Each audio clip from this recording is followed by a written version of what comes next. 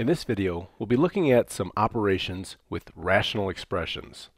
This big problem looks intimidating at first, but we will break it down step by step and see that each little step is really not that tough. So that's what we're going to do. We have 12x squared y to the third over 2x y squared plus 6xy multiplied by the other rational expression y squared plus 6y plus 9 over 3y cubed plus 9y squared. This whole thing is being divided by this fraction, this rational expression, 3x over 2y. Okay, step by step. So the first thing you want to do when you're dealing with multiplying and dividing or even adding and subtracting fractions, or when you are simplifying these rational expressions, is you want to factor what you can.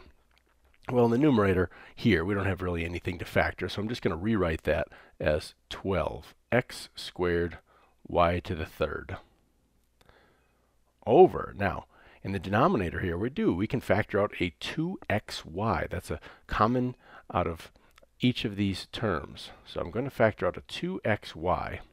What's left is y plus 3.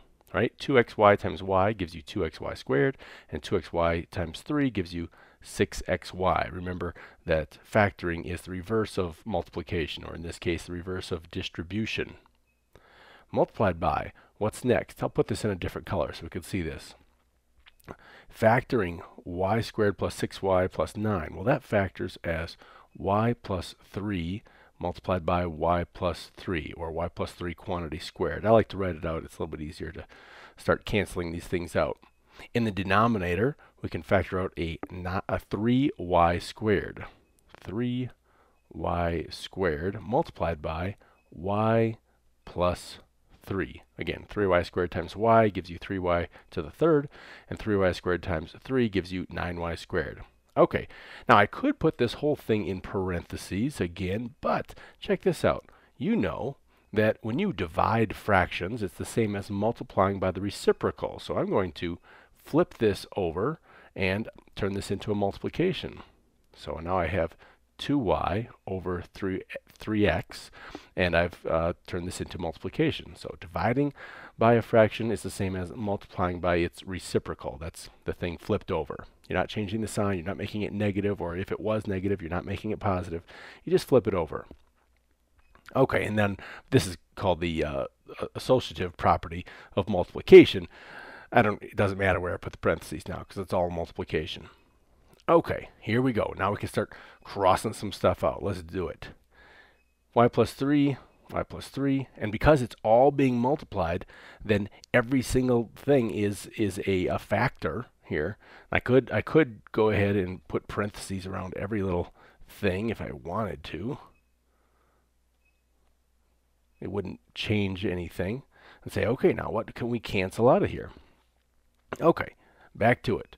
So y plus 3, here's another y plus 3. Cancel that out of the numerator and the denominator. What else can we get rid of here? This 3 and this 3? Absolutely not. Don't even think about it. These are both in the denominator, so we can't do that. How about this x and one of these x's? So I'm just making that x to the first. Okay, oh, hey, about this x and this x. Good. We're done with that. How about this y and one of these y's? I'll just change that into y to the first power. We've got another y that we can get rid of.